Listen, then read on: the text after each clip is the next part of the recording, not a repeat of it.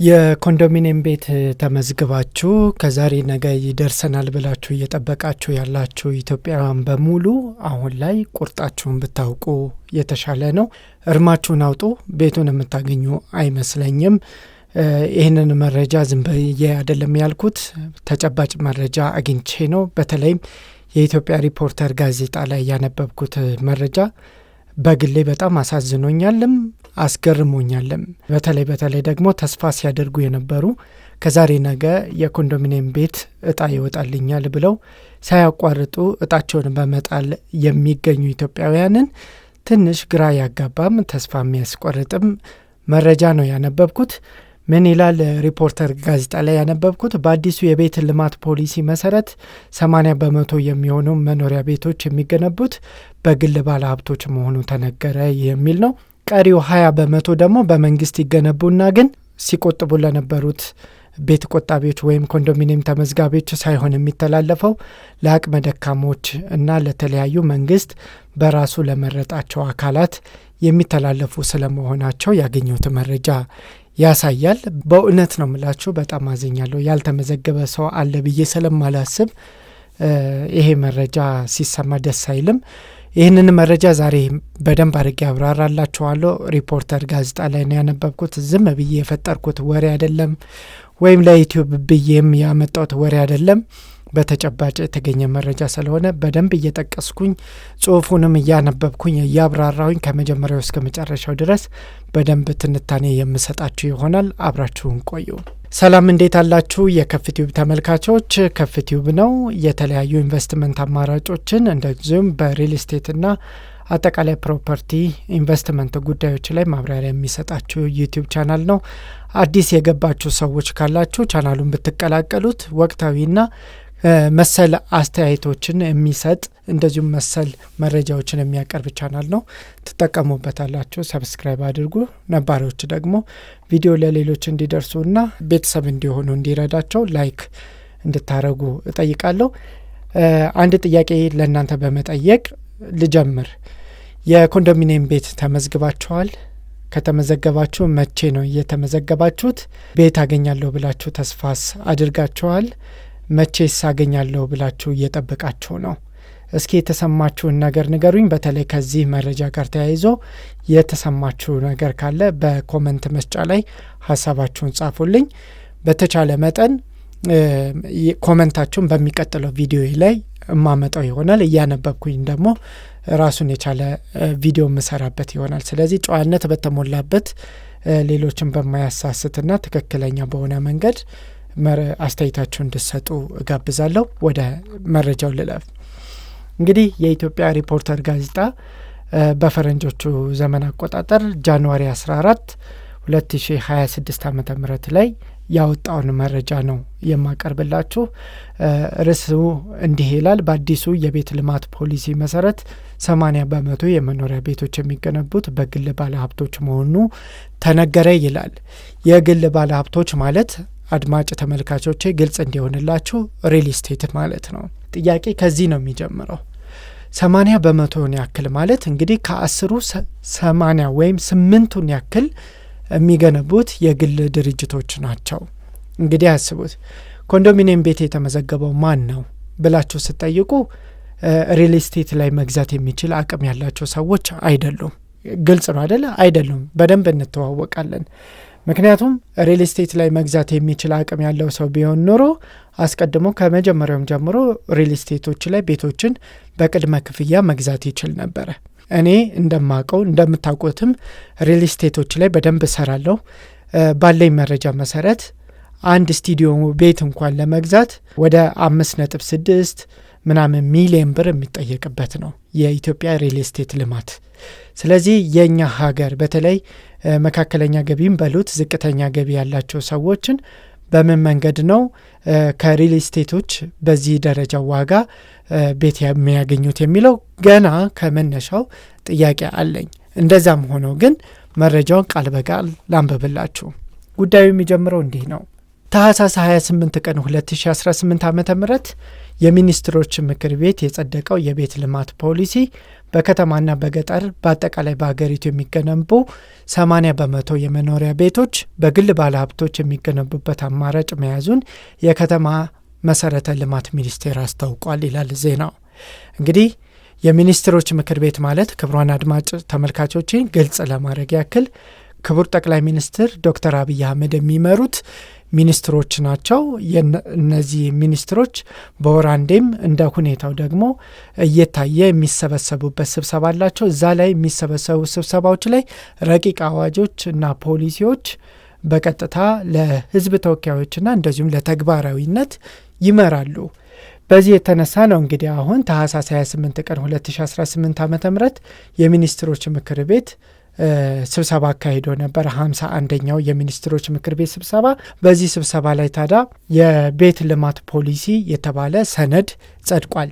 እዚህ ሰነድ ላይ የተቀመጠው ዋና ቁም ነገር ምንድን ነው ካላችሁ ደግሞ 80% ቤቶች የሚገነቡት በግል ባለሀብቶች ነው፣ ማለትም ደግሞ በሪል ስቴቶች ነው። የቀሩት 20% ደግሞ በመንግስት እንደሆነ ነው የሚጠቅሰው። እንግዲህ ባለፈው ሳምንት በ51ኛው የሚኒስትሮች ምክር ቤት ስብሰባ ከተላለፈው ውሳኔዎች አንዱ በሆነው የቤት ልማት ረቂቅ ፖሊሲ መጽደቅ በተመለከተ እንግዲህ በጋዜጣዊ መግለጫ ላይ ማብራሪያ ተሰጥቷል። ማብራሪያ የሰጡት ደግሞ በከተማና መሰረተ ልማት ሚኒስትር የሆኑት ወይዘሮ ጫልቱ ሳኒ ናቸው። በዚህ ወቅት እንግዲህ ዜጎች በተቻለ መጠን የቤት ባለቤት እንዲሆኑ መንግስት ፍላጎት እንዳለው ማብራራት ችለዋል። በዚህም በአዲሱ የልማት ፖሊሲ ተከትሎ የሚወጡ ስትራቴጂዎች የቤት ፍላጎትን በጋራ የመኖሪያ ቤቶች ማለትም እንግዲህ በተለምዶ እኛ የምንጠራው ኮንዶሚኒየም እያልን የምንጠራው ግንባታ ሲደረግ እንደነበረም፣ በዚህም መንግስት ብቻውን ቤት እየገነባ ለነዋሪዎች ለማከፋፈል ጥረት ሲያደርግ እንደነበረ፣ የግል ባለሀብቱ ተሳትፎ ዝቅተኛ መሆኑን፣ ነገር ግን ይህ አካሄድ ትክክለኛ እንዳልሆነ ሚኒስትሯ ማብራሪያ ሰጥቷል። በዛ ወቅት ላይ እንግዲህ ተገኝቶ ዘገባውን ሰርቶ ዜና የጻፈው ደግሞ የኢትዮጵያ ሪፖርተር ጋዜጣ አማርኛ አምዱ ነው። እንግዲህ በአዲሱ ፖሊሲ መሰረት መንግስት የሚገነባቸው የመኖሪያ ቤቶች ድርሻ 20% ገደማ እንደሚሆንና ይህም በጣም ዝቅተኛ ገቢ ላላቸው ዜጎች ማለትም ለአካል ጉዳተኞችና ሀገር ሲያገለግሉ ለነበሩና ጡረታ ላይ ለሚገኙ የማህበረሰብ ክፍሎች የሚከፋፈሉ እንደሆነ በግልጽ ተናግረዋል። ግልጽ ነው። አሁን እዚህ ላይ ነው እኔ ተስፋ የቆረጥኩት።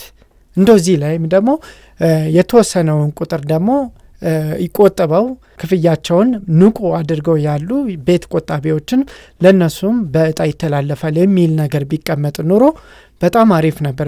20% ብትሆንም እንኳን ሰው በተስፋ መኖር ይችል ነበር።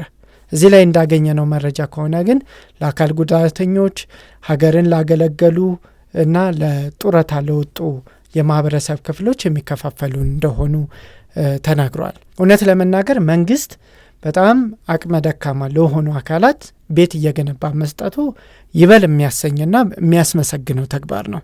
ግን ደግሞ አንድ ነገር መረሳት የለበትም። የአዲስ አበባ ነዋሪ በተለይም ደግሞ ኮንዶሚኒየም ቤት ከ1997 ዓ.ም ጀምሮ በኋላም በ2005 ዓ.ም መረጃቸውን አድሰው እንደገና ለተመዘገቡት የኮንዶሚኒየም ቤት የጋራ መኖሪያ ቤት ፈላጊዎች እስካሁን ድረስ በተስፋ ያለምንም ማቋረጥ ቁጠባቸውን እየቆጠቡ ያሉ ዜጎችንም ታሳቢ አድርጎ ቢያንስ የተመዘገቡትን ለመጨረስ መንግስት ጠንከር ብሎ ቢሰራ የተሻለ ነበር ብዬ አምናለሁኝ። ምክንያቱም እንዳልኩት ነው። ቢያንስ እንኳን 15% ለአቅመ ደካሞች አድርጎ 5% እንኳን በእጣ የሚያከፋፍልበት ሁኔታ ቢፈጠር በጣም የተሻለ ነበረ።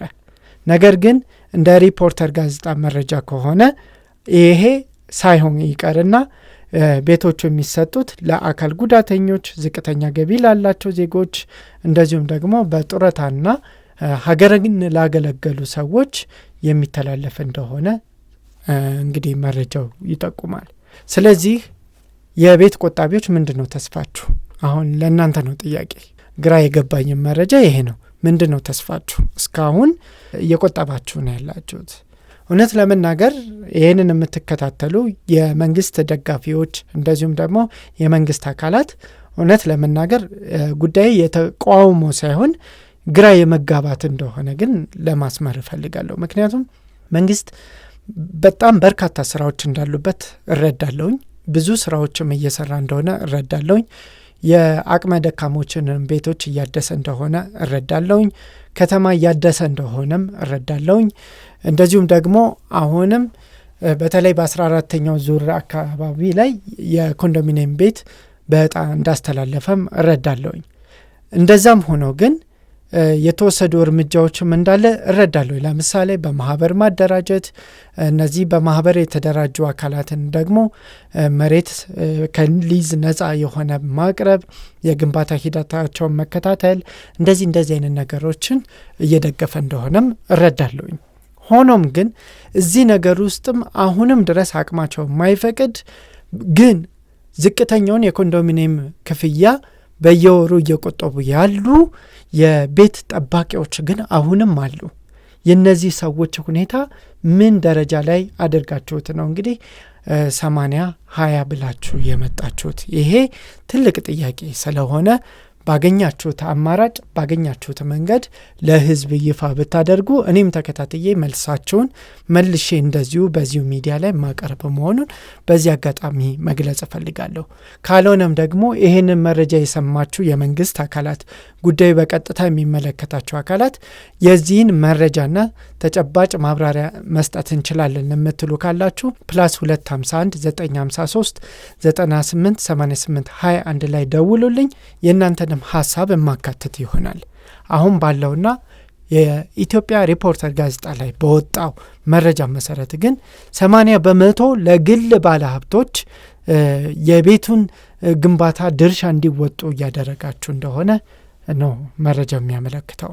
እውነት ለመናገር መልካም ነው።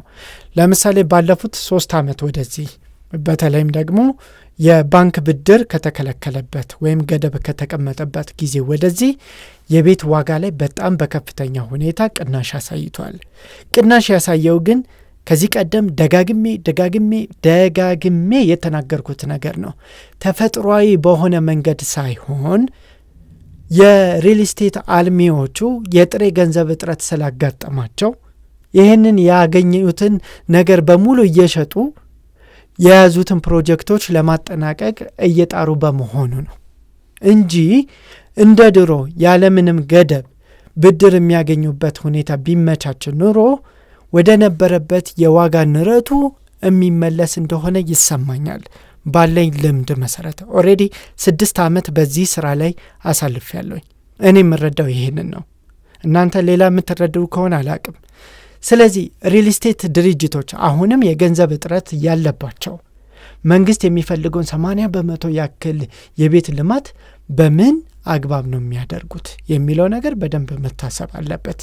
እንደዚሁ ደግሞ አንዳንድ ሪል ስቴት ድርጅቶች ስማቸው በትክክል እየተጠራ ባልሆነበት አልፎ እንደውም ከመንግስት ጋር ስማቸው የሚጠሩ ሪል ስቴት ድርጅቶች ባሉበት ሀገር ውስጥ ሰው አምኖ መግዛት እየከበደው ባለበት ጊዜ እንዴት ነው 80% የግል አልሚዎች ይወጡታል ብሎ ሙሉ በሙሉ ለነሱ መስጠት የተፈለገው? እነዚህ ነገሮች መንግስት ከልቡ ሊመለከታቸው ይገባል ብዬ አስባለሁ። ነገር ግን የኮንዶሚኒየም ቤት ተመዝጋቢዎች ግን አሁንም ደግሜ የምነግራችሁ ቁጠባ ማቋረጥን አልመክርም። ምክንያቱም አሁን የወጣው ፖሊሲ ምናልባት እንደገና ክለሳ ተደርጎበት የ40-60 በሉት 20-80 10-90 እንኳን ኦሬዲ ተላልፎ አልቋል ተብሏል። 20-80 እና 40-60 ላይ ግን የተመዘገባችሁ ሰዎች ቁጠባችሁን ከምታቋርጡ ባታቋርጡ እመክራለሁ። ምክንያቱም ቢያንስ እንኳን መንግስት ሪቪው የማድረግ እንደገና ጉዳዩን የማየት ሁኔታ ካጋጠመ ያቋረጠ ሰው ስለሚጎዳ ባታቋርጡና ነገሩን አሁንም በተስፋ መመልከት ቢቻል መልካም ነው ብዬ አስባለሁ። እንደ እውነታው ከሄደን ግን 20% ብቻ ነው መንግስት የሚገነባው። እሱም በጣም ዝቅተኛ ገቢ ላላቸው ዜጎች፣ ለአካል ጉዳተኞችና አገር ሲያገለግሉ ለነበሩና በጡረታ ላይ ለሚገኙ ማህበረሰብ ክፍሎች እንደሚያከፋፍል ነው ያለን መረጃ የሚያመለክተው።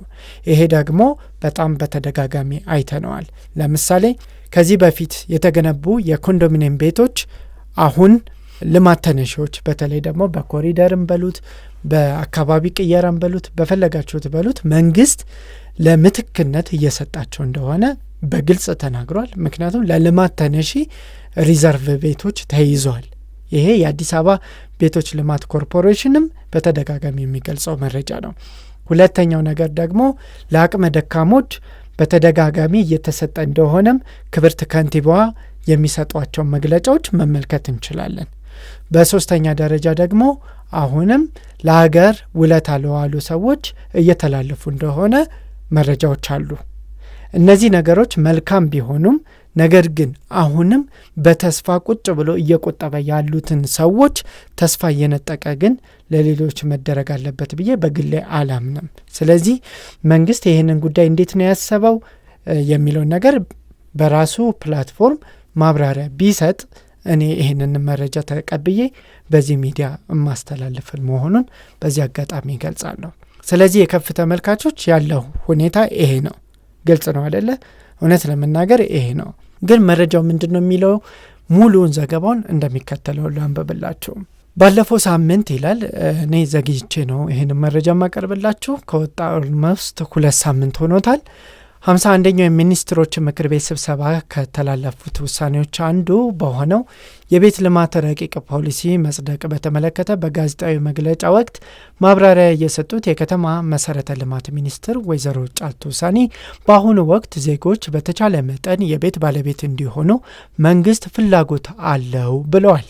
በዚህም አዲሱ የልማት ፖሊሲ ተከትሎ የሚወጡ ስትራቴጂዎች የቤት ፍላጎትን በጋራ መኖሪያ ቤቶች ማለትም በኮንዶሚኒየም ግንባታ ሲደረግበት እንደነበረ በመንግስት ብቻ ከሚያዝ ባለቤትነት በመውጣት የግል ባለሀብቶች የሚሳተፉበትን አሰራር የሚፈጥር እንደሆነ ገልጸዋል ይላል። ይሄ ቆንጆ አሰራር ነው እውነት ለመናገር። ሆኖም ግን የኮንዶሚኒየም ተመዝጋቢዎች ለምን ተረሱ የሚለው ብቻ ነው የኔ አስተያየት።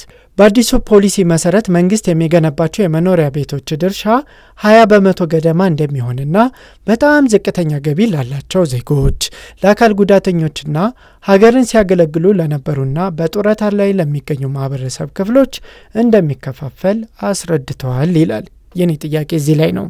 80% የሚሆኑት ደግሞ መንግስት አስቻይ ሁኔታዎች እየፈጠረ ማለትም መሬት በማቅረብ ፋይናንስ የሚያገኙበትን ሁኔታ በማመቻቸት የግል ባለሀብቶች እንደ ኢንቨስትመንት አማራጭ በዘርፉ የሚሳተፉበትን አሰራር እንደሚኖር ተናግረዋል። ጥሩ ነው።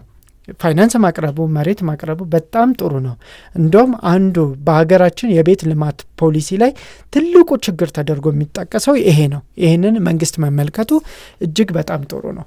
ሆኖም ግን አሁንም ዝቅተኛ የተባሉትን ማለትም መክፈል የማይችሉትን ሰዎች ግን የቤት ባለቤት ያደርጋል ማለት ግን አይደለም።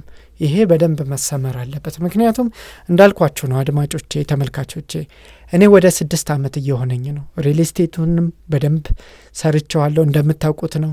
ኮንዶሚኒየም ቤቶቹንም በደንብ ሰርቸዋለሁ እንደምታውቁት ነው። ደላላ እስክባል ድረስ ማለት ነው። ስለዚህ አሁንም ቢሆን መንግስት ዝቅተኛ ገቢ ያላቸውን ሰዎች በተለይ ቤት ያገኛሉ ተብሎ እናገኛለን ብለው ተስፋ የሚያደርጉትን ሰዎች አሁንም ተስፋ የሚሰጥ ነው ብዬ አላምንም። ዜጎች በገቢያቸው መጠን የቤት ባለቤት የሚሆኑበት ካልቻሉ ደግሞ በተመሳሳይ በኪራይ ተጠቃሚ እንዲሆኑ የሚያደርግ መንግስት አቋም መያዙና ፖሊሲ ተግባራዊ ሲደረግ ብዙ ለውጥ ያመጣል ተብሎ እንደሚታሰብ አስረድተዋል። ስለዚህ መክፈል የማይችሉት የመጨረሻ አማራጫቸው መከራየት ነው። እዚህ ላይ ከተነሳ አይቀር አንድ ትልቅ ጥያቄ አለ። በጣም ትልቅ የቋጥኝ ያክል የገዘፈ። ለምሳሌ የቀበሌ ቤት ተቆጣጥረው ያሉት እነማን ናቸው? እንደው እውነት እንነጋገር፣ ማን ነው? አቅመ ደካማው ነው? የቀበሌ ቤት አግኝተው ያሉት በቀበሌ ቤት እየኖሩ ያሉ ሰዎች እነማን ናቸው? የቀበሌ ቤት እንደ መኖሪያ ቤት እንደ ግል ቤት ለልጅ ልጅ እየተወራረሰ እየተኖረበት አይደለም። ስለዚህ እንደዚህ አይነት አሰራሮች ባልጠሩበት ሁኔታ መንግስት ተገንብቶ ያሉ ቤቶችን አስቡት። 20% ናት አንደኛ። ከዚች 20% ላይ ለአካል ጉዳተኛ ይሰጣል፣ ዝቅተኛ ገቢ ላላቸው ይሰጣል፣ እንደገና ደግሞ በኪራይ ይተላለፋል። ይህ ሁሉ 20% በቂ ነው? እንዴት ታስበው ነው? እኔ አላውቅም። እናንተ ስለምታውቁ ማብራሪያ ተሰጡበታላችሁ ብዬ እጠብቃለሁ። ግን አሁንም ቢሆን የኪራይ ሁኔታ በጣም ብልሹ አሰራሮች ባሉበት ሁኔታ እውነት ለመናገር መንግስትም እኮ ያምነዋል። ለዛ ነው ወደ ዲጂታል አሰራር የሚገባው አይደለ? የመውሰብ የአንድ መውሰብ አገልግሎት ምናምን የሚባለው እኮ ብልሹ አሰራሮችን በቴክኖሎጂ ለመሸፈን ነው፣ ለመቅረፍ ነው አይደል? አሁንም ድረስ እንደዚህ አይነት አካባቢዎች ላይ ያልተቀረፉ ነገሮች ባሉበት ሁኔታ እንዴት ነው ለተከራይ ዝቅተኛ ገቢ ላለው ሰው ይሄ የሚደረገው? ላልተገባ ጥቅም አይውልም ወይ? አሁንም በቋጥኛ ደረጃ በትልቁ ደረጃ የማነሳው ጥያቄ ነው። የሚደግፈውን እደግፋለሁ፣ አስተያየት ባለበት ቦታ ላይ ደግሞ እንደዚህ አስተያየት እሰጣለሁ፣ ጭፍን መሆን ስለማልፈልግ እቀጥላለሁ። እንዲህ አነባለሁ። የቤቶቹ ልማት ፖሊሲ በአገር ደረጃ አለመኖሩን አዲሱ ፖሊሲም ለመጀመሪያ ጊዜ ተቀርጾ ባለፈው ሳምንት መጽደቁን ገልጸዋል። ከዚህ በፊት በነበረው የከተማ ልማት ፖሊሲ ስለ ቤት ልማት የተመለከቱ ሀሳቦች በትንሹና በፕሮግራም ደረጃ ብቻ ተቀምጠው እንደነበረ ተናግረዋል። በጣም ትክክል ነው። የቤት ልማት ፕሮግራም እየተባለ ነበር የኮንዶሚኒየም ቤት ፕሮግራም ሲጠራ የነበረው። ትክክል። እሺ እንቀጥል። የመኖሪያ ቤት ልማት ፍላጎት አንገብጋቢ ጉዳይ ቢሆንም ፖሊሲ ሳይወጣ መቆየቱን አውስተው በአሁኑ ወቅት የሌሎች ሀገሮች ተሞክሮ በማየት ጭምር ለመጀመሪያ ጊዜ ፖሊሲ እንዲወጣ መደረጉን አስረድተዋል። እዚህ ላይ ግን ጠንቀቅ ማለት ያስፈልጋል። አስተያየቴ ነው። ምክንያቱም ሁሉም ሀገሮች ፖሊሲ አላቸው። የሁሉም ፖሊሲዎች ደግሞ እኛ ሀገር ላይ መጥተው ሊተገበሩ ይችላሉ ማለት ግን አይደለም። እንደ ሀገሪቱ ነባራዊ ሁኔታ፣ የዜጎች የመክፈል አቅም፣ የኑሮ ሁኔታ፣ አጠቃላይ ሁኔታዎች ይወስኑታል ፖሊሲን አምጥቶ ለመተግበር። ስለዚህ የሌሎች ሀገር ተሞክሮ በሚል ጭንብል ብቻ ያመጡ ፖሊሲ ነው ተብሎ መተግበሩ የማይተገበር ቢሆንስ? ሄዶ እኮ መንግስትን ነው የሚያስተቸው። ስለዚህ በምን እርግጠኛ ሆናቸው የሚለውን እንድትፈትሹት መጠቆም እፈልጋለሁ። እሺ እንቀጥል። ፖሊሲውን ማውጣት በቤት ልማት ላይ የመንግስት ትኩረትን ለማግኘት ትክክል ነው። ፖሊሲ ከሌለው መንግስት ትኩረት ላይ ያደርግበት እንደሚችል ግልጽ ነው። እውነት ነው። ተጨማሪ ሀብት ለማሰባሰብና ዘመኑ የደረሰበትን ቴክኖሎጂ ኢትዮጵያ ከደረሰችበት ሁኔታ ጋር አጣጥሞ ለማስኬድ እንደሚያስችል ሚኒስትሩ አብራርተዋል። በጣም ትክክል፣ እስማማለሁ። ምክንያቱም መንግስት ትኩረት የሚያደርገው በብዙ መንገድ ነው። መሬት በመስጠት፣ ፋይናንስ በማዘጋጀት እንዲሁም ደግሞ አቅም በመገንባት አጠቃላይ የቴክኖሎጂ ሽግግርን በሉት ሌሎችም በሉት አቅም በመገንባት እንደሆነ እረዳለሁ። ግን መቼ ነው? አሁን የህዝቡ የመክፈል ሁኔታ መቼም ከኔ በላይ መንግስት ያውቀዋል። እንዴት ነው? አስቡበት። ከዚህ በፊት በፕሮግራም ደረጃ ሲተገበሩ የነበሩ የቤት ልማት ፖሊሲዎች ሊገኙባቸው የሚችሉ አማራጮች አለመያዛቸው መንግስት ያለፉት 16ና 17 ዓመት የጋራ መኖሪያ ቤቶች ኮንዶሚኒየም በተለያዩ ከተሞች በከፍተኛ ሁኔታ ሲገነባ መቆየቱና የተወሰነ ለውጥ ማምጣቱን የተናገሩት ሚኒስትሯ፣ ሆኖም ፕሮጀክቱ በተያዘለት ጊዜ አለመጠናቀቃቸውና መንግስት በስፋት እጁን ያስገባበት መሆኑ ዜጎች በአብዛኛው ከበር መልስ እንዲመዘገቡ የተደረገበት እንደነበረም አስታውስተዋል። ይህም እጅ አጠር የሆኑ ዜጎችን ተጠቃሚ ያላደረገና ለሰቆቃ የዳረገ፣ አቅም ላላቸው ግን የሚጨመርላቸው ሁኔታ የተከሰተ እንደሆነ አብራርተዋል። እዚህ ላይ ከታላቅ ይቅርታ ጋር ክብርት ሚኒስትሯን አልስማማም በዚህ ሀሳብ። ለምሳሌ ላንሳ። አብዛኛው ሰው ኮንዶሚኒየም ቤት ተመዝግቦ ያገኘው አቅም የሌለው ሰው ነው። እናቃቸዋለን አደለ? ቤተሰቦቻችን እኮ አሉበት። እውነት ለመናገር ሪል ስቴት ላይ መግዛት የማይችሉ፣ መሬት ገዝተው ቤት መገንባት የማይችሉ፣ ነገር ግን ጥቂቷን 50 60 በሉ 100 ሺህ ብርም ከፍለው ግን በረጅም ዓመት ከኢትዮጵያ ንግድ ባንክ ጋር በገቡት ውል መሰረት ቤት ያገኙ ሰዎች ናቸው። እነዚህ አቅም ያላቸው ናቸው ሊባሉ አይችልም። አቅም ያላቸው ከተባለ አቅም መለኪያው መንገዱ ትክክል ነው ብዬ አላምንም። ምክንያቱም ከዚህ በታች ከሆነ ቤት በነጻ መስጠት ሊኖርብን ነው። መንግስት ደግሞ ይህንን አያደርግም። ለምሳሌ ለአቅመ ደካሞች ብሎ የሚሰጣቸው ቤቶች እንኳን በነጻ እንደማይሰጣቸው እርግጠኛ ነኝ። ሰው እንዴት ነው ታዲያ የሚያደርገው ካላችሁ፣ ተመሳሳይ አሰራር እዚህ ጋር ይመጣል። እንዴት? የተወሰነ ቅድመ ክፍያ ጠይቆ በዛ መሰረት ቤቱን የሚገነባበት ሁኔታ ወይም የሚተላለፍበት ሁኔታ፣ ቀሪውን ደግሞ ከባንክ ጋር የሚያያዝበት ሁኔታ ይፈጠራል አይደለ?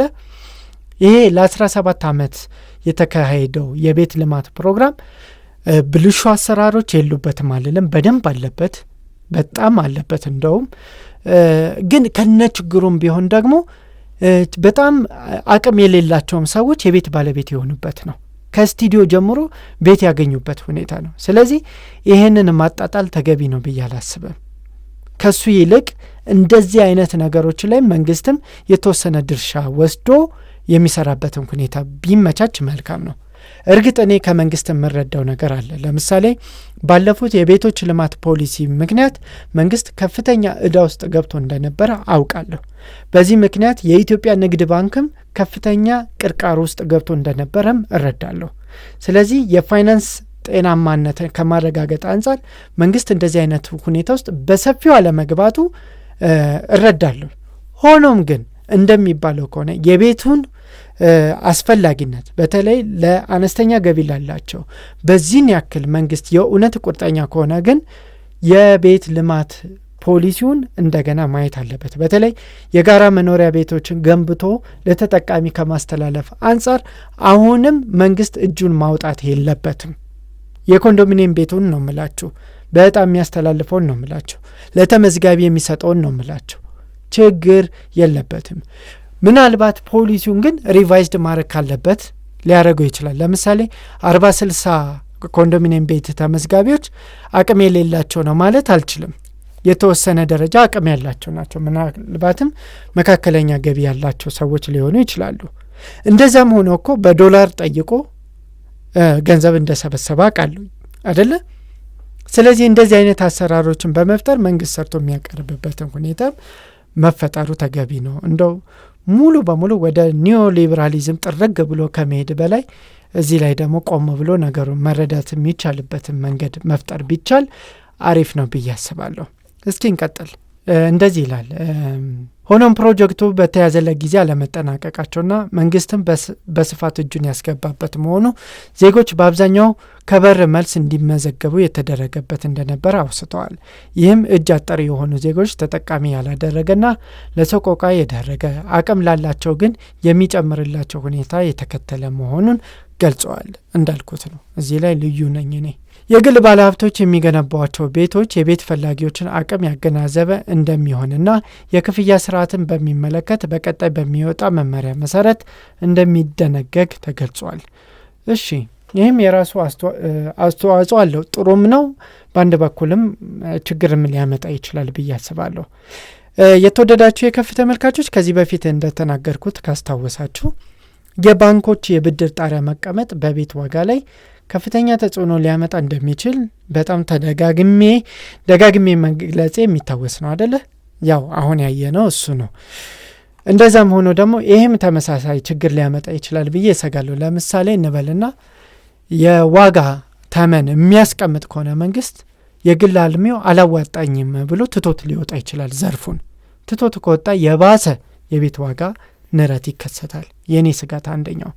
ሁለተኛው ነገር ደግሞ የቅድመ ክፍያ ሁኔታን መገደብ ካመጣ መንግስት እንደምታዩት እንኳን የቅድመ ክፍያውን ገድባችሁ በቀርቶ የባንክ ብድር በመታገዱ ምክንያት ከፍተኛ የጥሬ ገንዘብ እጥረት አጋጥሞታል። ስለዚህ የፋይናንስ ቀውስ አምጥቶ በሪል ስቴቱ ልማት ላይ ፕሮጀክቶች እንዲጓተቱና በጣም ምሬት ውስጥ እንዲገባ ገዢው የሚያደርግ አሰራር ሊመጣ ስለሚችል እንዴት ነው በመመሪያ የሚታገዘው የሚለው ነገር ይህንኑ ታሳቢ እንድታደርጉ በዚህ አጋጣሚ እንዲሁ መረጃ ለመስጠት ያክል ነው። እስኪ በዚሁ ምክንያት በአሁኑ ጊዜ የጋራ መኖሪያ ቤቶች የሚገኙ ዜጎች በተጨባጭ ማየት ቢቻል አብዛኞቹ ተከራይ መሆናቸውን ለማሳካት የታሰበው ዓላማ ትክክለኛ አለመሆኑን ያሳያል ሲሉ ተደምጧል። ማን ነው የተደመጡት? ክብርት ሚኒስትሯ ወይዘሮ ጫልቱ ምን መረጃ ይዘው ይህንን እንደወሰኑ በትክክል አላውቅም። በጣም መረጃ ቀርቦላቸው ይህንን ነገር ሊናገሩ እንደሚችሉ እረዳለሁ። እንደ አንድ ዜጋ ግን ሁኔታው በትክክል የታየ አይመስለኝም። እንዴት ካላችሁ በደንብ ላብራራ። ለምሳሌ ኮንዶሚኒየም ቤት ያከራየው ማን ነው ካላችሁ ከመንግስት ጋር እዳ የገባው ነው ማለትም እንዳልኳችሁ ኮንዶሚኒየም ቤት ሲከራይ ወይም ሲያከራይ በኪራዩ እዳውን ለመክፈል ብሎ ነው ሰው የሚያከራየው። እንዴት ካላችሁ እንበልና 16-17 ሺህ ብር አከራይቶ በወር የሚመጣበትን 10 ሺህ ብር ከፍሎ የቀረችውን ብር ደግሞ ተከራይቶ የሚኖር ነው። ይህንን የሚያደርገው ግን እዳውን እስኪጨርስ ድረስ ነው። ከጨረሰ በኋላ ወይ ይኖርበታል ወይ ይሸጠዋል።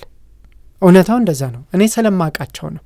በጣም ብዙ ኮንዶሚኒየም ቤት ያላቸው ሰዎች ስላሉ እና ስለሚደውሉልኝም ጭምር ነው። ስለዚህ ክብርት ሚኒስትሯ ምናልባት ይሄ መረጃው ከሌለውት በደንብ እስኪ ቢያጣሩ ብዬ እመክራለሁ። ምክንያቱም ስላከራዩ ብቻ ገንዘብ አላቸው ማለት አይደለም። ያከራዩት እኮ የሚከፍሉት ስላጡ የባንክ ወለድ አናታቸው ላይ የተከመረባቸው ስለሆነ ቢያንስ እሱን ባቃልል ብለው እዚህ ነገር ውስጥ ገብተው ነው። ኮንዶሚኒየም ቤት እያላቸው በወደቀ ኑሮ ውስጥ የሚኖሩ ባለቤቶች እንዳሉ አውቃለሁ። ለምን ካላችሁ የባንክ ዕዳ ስላለባቸው ዕዳውን ለማቃለል ስለተፈለገ ነው። ስለዚህ ይሄ አርጊውመንት ትክክለኛ አርጊውመንት መስሎ አይታየኝም እና ተጨማሪ መረጃ በዚህ ዙሪያ ላይ ክብርት ሚኒስትሯ መረጃ ቢኖሩት የሚል ሀሳብ አለኝ። እስኪ እንቀጥል። ከለውጡ ማግስት ወዲህ በአዲስ አበባና የክልል ከተሞች በተለይ የዜግነት አገልግሎት በሚል ዓላማ የአቅመ ደካማ ዜጋ ቤቶችን በመጠገንና በማፍረስ በድጋሚ እንዲሰሩ እየተደረገ እንደሚገኝ እንዲሁም በሰፊው የገጽታ ግንባታ ስራ መከናወኑም ተናግረዋል። በጣም ቆንጆ የሚጨበጨብለት ተግባር ነው። አዲስ አበባን ጨምሮ ወደ 74 በመቶ የሚሆኑ የኢትዮጵያ ከተሞች ያረጁና ያፈጁ መሰረተ ልማቶች ይገኝባቸው እንደነበር አውስተው በጣም ትክክል።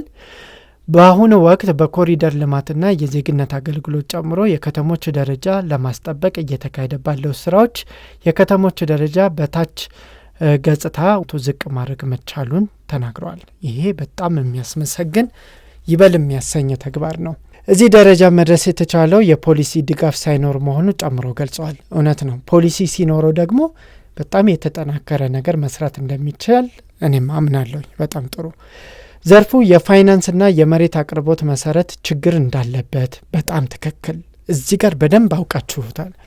በነገራችን ላይ መሬት በርካሽ ቢቀርብ ኑሮ የሪል ስቴት ቤት ዋጋ በዚህ ደረጃ አይጋነንም ነበር። ይህንንም እረዳለሁ። ግን ስቲል የኢትዮጵያ ማርኬት በዚህ ደረጃ ነው ወይ? እኔ ጥያቄ አለኝ። ምክንያቱም በዘመናዊ ሰዎች ወይም በሙያ የሚመራ አይደለም ማርኬቱ። እንዲሁ በአሉ በሰሚ እከሌ እኮ ጨመረ፣ አያት እኮ ቤት ሊጨምር ነው፣ ዋጋ ሊጨምር ነው፣ ጊፍት እኮ ጨመረ ምናምን በሚል ነው የኢትዮጵያ ማርኬት ዋጋ የሚጨምረው እንጂ ኮስት ብሬክዳውን ተሰርቶ አይደለም። እንደዛማ ቢሆን ኖሮ ቤት በተመጣጣኝ ይገኝ ነበር። ግን አንደኛ ዘርፉን የተቆጣጠሩ አካላት በጣም ጥቂቶች ናቸው፣ ያዙልኝ። ሁለተኛ ከነዚህ ጥቂቶች ውስጥ ደግሞ የሚያገኙት ሪሶርስ በምን አግባብ እንዳገኙት እንኳን ግልጽ ነገር የለም። ይህንንም ጨምሩበት። እንደዚሁ ደግሞ በተጨማሪ ደግሞ ቤቶችን ገንብቶ ደግሞ ለሪሴል ቫልዩ የሚያስቀምጡ ሪል ስቴት ድርጅቶች ያሉበት ሀገር ነው። ስለዚህ በዚህ ደረጃ እነዚህ ነገሮች ብቻ መፍትሄ ያመጣሉ ብሎ መጠበቅ ሞኝነት ይመስለኛል። ስለዚህ አዲሱ ፖሊሲ ሁለቱን ጉዳዮች እንዴት ማገናኘት ይቻላል የሚለውን ሁኔታ የቃኘ ነው ብለዋል። ፖሊሲው በከተማ የሚገኙ ብቻ ሳይሆን የገጠር ቤቶች ግንባታም የሚመለከት እንደሆነ አስረድተዋል።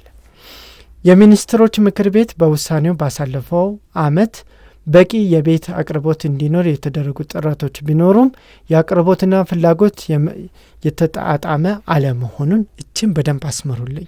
እንግዲህ መንግስት ሁሉንም ነገር አድርጎ አሁንም የተጣጣመ አይደለም። ለምን? እናንተው መልሱት። በከተማና በገጠር የሚኖሩ ሁሉንም ዜጎች አቅምን ያገናዘበ ተደራሽና በበቂ የመኖሪያ ቤት አቅርቦትን በዘላቂነት ማረጋገጥ የሚያስችል የፖሊሲና የሕግ ማዕቀፍ መዘጋጀት አስፈላጊ ሆኖ በመገኘቱ ፖሊሲውን በሙሉ ድምፅ ማጽደቁ መገለጹ አይዘነጋም ይላል የሪፖርተር ጋዜጣ። እንግዲህ የተወደዳችሁ የከፍ ተመልካቾች፣ እኔ በሀገሬ መቼም ጨለምተኛ መሆን አልችልም። መቼም። ምክንያቱም የምኖረው ኢትዮጵያ ውስጥ ነው፣ የምተነፍሰው የኢትዮጵያን አየር ነው፣ የምተዳደረው በኢትዮጵያ መንግስት ነው። እንደዚሁም ደግሞ ሞጣው ምገባው ከእግዚአብሔር ቀጥሎ በኢትዮጵያ መንግስት በሚያወጣቸው ደንቦች፣ አዋጆች፣ መመሪያዎችና ፖሊሲዎች ነው። እነዚህን የማክበር ሙሉ ግዴታ እንዳለብኝ እረዳለሁ። እንደ አንድ ዜጋና ነገሩን ቀረብ ብሎ እንደሚመለከት ሰው ግን አስተያየት የመስጠትም ህገ መንግስታዊ መብት ስላለኝ ተደመጥኩም አልተደመጥኩም ግን አስተያየት እሰጣለሁ። ደግሞ አስተያየቴ ገንቢ ነው፣ አፍራሽ ሳይሆን። ምክንያቱም የሚዲያ ባለሙያ ነኝ። ምን አይነት አስተያየቶች አፍራሽ እንደሆኑ፣ ምን አይነት አስተያየቶች ደግሞ ገንቢ እንደሆኑ በደንብ እገነዘባለሁ። ለዛ ነው ለምሳሌ እንደምታውቁት የብላክ ማርኬት መረጃን አላቀርብም፣ ምክንያቱም አግባብ ነው ብዬ ስለማላስብ። እዚህ ላይ ግን አንዳንድ ነገሮች ትክክል ካልመሰሉ ወይም ደግሞ እንዲሁ በህዝብ ስም በትክክል የቀረቡ መስለው ግን በደንብ ሲፈተሹ ግን ከህዝብ የራቁ የሚመስሉ ማለትም የሚመስሉ የሚለውን ሀሳብ ያዙልኝ። ለእኔም ይሁን ለተመልካችም የሚመስሉ ነገሮች ካሉ በደንብ የማጣራትና የማስገንዘብ ኃላፊነት አዋጅን፣ ደንብን፣ መመሪያንና ፖሊሲን የሚያወጣው አካል ነው ብዬ አስባለሁ። ስለዚህ መንግስት ፖሊሲ ማውጣቱ የቤቶች ልማትን በፖሊሲ ለመደገፍ ያደረገው ጥረት እጅግ የሚበረታታ ነው። እንደዚሁም ደግሞ ለግሉ ዘርፍ በመተው የግሉ ዘርፍ ይህንን ሁኔታ በማሻሻል ልክ እንደ ቡና፣ ስኳር ምናምን ገበያው እንዲወስነው ማድረግም ይሄ የኒዮ ሊበራሊዝም አንዱ አካሄድ ነው፣ እገነዘባለሁኝ። እንደዚሁም ደግሞ መንግስት አሁን ባሉበት ሁኔታዎች እንዲህ ከሰፊ የገበያ እንቅስቃሴ ራሱን እያወጣ ለግሉ ሴክተር ቦታውን እየተወ እንደሆነም እረዳለሁ። እንደዛም ሆነው ግን አቅመ ደካሞች የሚለው አካሄድ፣ ለሀገር ውለታ ያደረጉ ሰዎች የሚለውን አካሄድ በትክክል መለየት ያስፈልገዋል። አንደኛ እነዚህ ሰዎች ማን ናቸው? በምን አግባብ ነው የተመረጡት? በምን አኳኋን ነው ተመርጠው ቤቱ የሚሰጣቸው የሚለው ጥያቄ ስቲል እየተነሳበት ባለበት ሰዓት እንደገና የኮንዶሚኒየም ቤት ተመዝጋቢዎች ከዛሬ ነገ ቤት ይሰጣል ብሎ ሲጠብቁ የነበሩትን ሰዎች ደግሞ ገፋ አድርጎ እንደው በቃ እግዜር ባለቀን በሚል አኳኋን በሚመስል ሁኔታ ነገሩን እርስት ማድረግ ተገቢ ነው ብዬ አላስብምና መንግስት በዚህ ዙሪያ ላይ ያለው ግልጽ ሁኔታ ማብራሪያ ይስጥ። እርግጥ ነው የአዲስ አበባ ቤቶች ልማት ኮርፖሬሽን አሁንም ቆጥቡ፣ ቁጠባችሁን አታቋርጡ፣ አንድ ቀን የእጣ ይወጣል የሚል መግለጫዎች፣ ዜናዎች በተደጋጋሚ ይሰጣል። በዚህ በኩል ደግሞ እንደዚህ አይነት ተስፋ የሚያስቆርጡ መረጃዎች ይወጣሉና ማናቸውን እንመን ማናቸውን እንስማ ግራ እየተገባን ስለሆነ ግልጽ የሆነ ነገር እንደሚሰጥ ተስፋ አደርጋለሁ። ይህንን ማብራሪያ ከመንግስት አካል በዚህ ዙሪያ ላይ የሚቀርበውን ማብራሪያ ደግሞ ልክ እንደዚሁ ሙሉ ሽፋን በተገቢው ልክ ሚዛኑን እንዲጠብቅ አድርጌ ደግሞ እንዲሁ በዚሁ ሚዲያ ማቀርብ መሆኑን በዚህ አጋጣሚ እየገለጽኩኝ የዛሬውን ፕሮግራሜን በዚህ አጠናቀቃለሁ። የከፍትዩብ ተመልካቾች ስለሰማችሁኝ ከልብ አመሰግናለሁ። በሌላ መረጃ አቀርባለሁ። ለዛሬው ግን በዚህ ቆየን።